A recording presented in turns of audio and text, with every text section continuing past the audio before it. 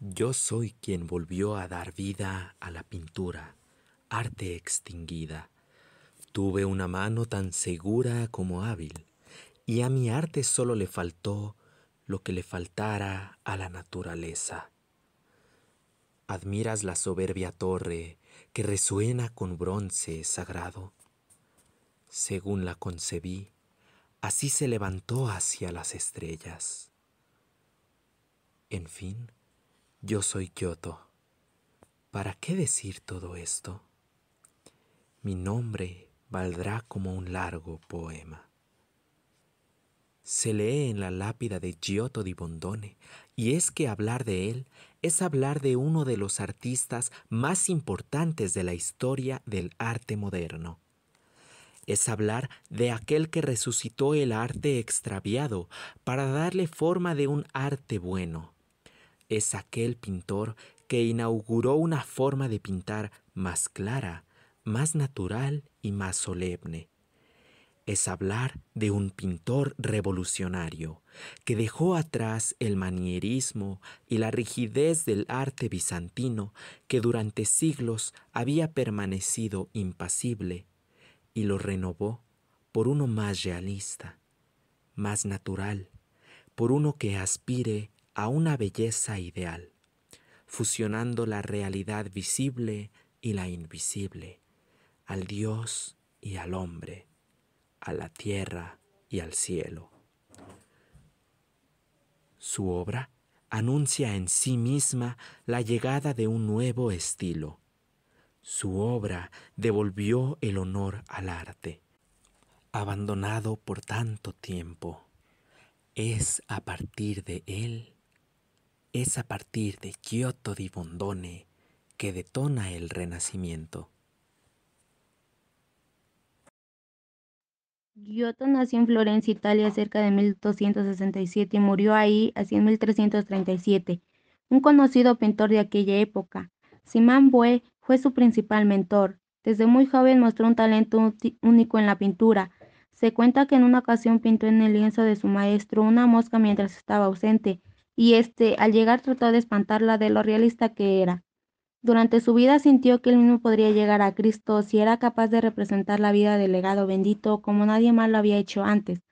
No se alejó de lo religioso en su obra, y sin embargo logró un gran dinamismo en ellas, una narrativa que verdaderamente contaba historias a través de las emociones en los personajes, de plasmarlos comunicándose entre sí y con miradas, ya no vacías, sino personificadas.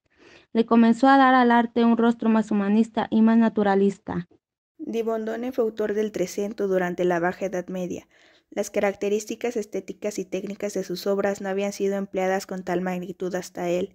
Entre ellas están la precisión de la geometría, la proporción y el volumen, la preocupación por transmitir la expresividad y emociones humanas y los gestos, el pintar elementos tridimensionales, el cuidado de la luz, la perspectiva y los claroscuros, corregir la disonancia entre la pintura y la arquitectura. Dejó a un lado el uso de los fondos dorados de las pinturas bizantinas y en cambio introdujo paisajes tangibles para el público.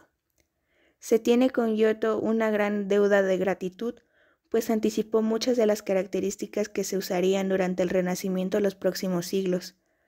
Creó un nuevo tratamiento del espacio y logró una nueva consideración del arte y de los artistas en la sociedad. Una destacable obra de Giotto di Bondone es la Lamentación sobre Cristo muerto, pintada entre 1305 y 1306, uno de sus recuadros más expresivos e intensos. Una escena poderosa de las que se encuentran en la capilla de los Scrovegni en Pauda, Italia, cuya única nave está cubierta en su interior por 40 célebres frescos de la vida de Cristo y de la Virgen María pintados por él. La capilla es considerada una de las cumbres del arte occidental y de la misma obra de Giotto.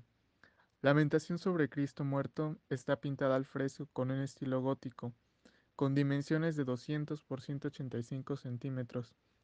En ella se aprecia a Jesucristo descendiendo de la cruz, rodeado por las mujeres y los apóstoles, su madre María junto a su rostro, quebrada por el dolor, mirando intensamente el cadáver de su hijo. Todas las figuras a su alrededor expresan su dolor de distintas maneras.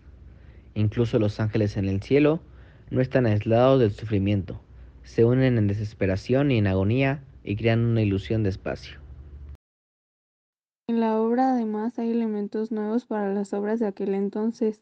Primero es de notarse a dos figuras dando la espalda al frente, un recurso que vuelve la escena muy natural y algo imposible de haber visto en el periodo medieval.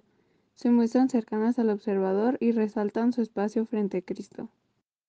Además, en esta lamentación contraria a una imagen medieval en la que se espera ver a Cristo en el centro como la figura más importante, Giotto lo orilló en una esquina. El paisaje está simplificado y la colina del fondo traza el camino para dirigir la mirada abajo hacia él. Y como señala el autor español Marcel Olivar, esta lamentación resume las posibilidades de madura expresión, dentro de una unidad rigurosa de concepto, del estilo del genial maestro. Encontrando su nombre en toda aquella guía de la historia del arte renacentista, el nombre de Giotto di Bondone no habla más que del padre del Renacimiento, de aquel que abrió paso a una nueva etapa en la historia del arte.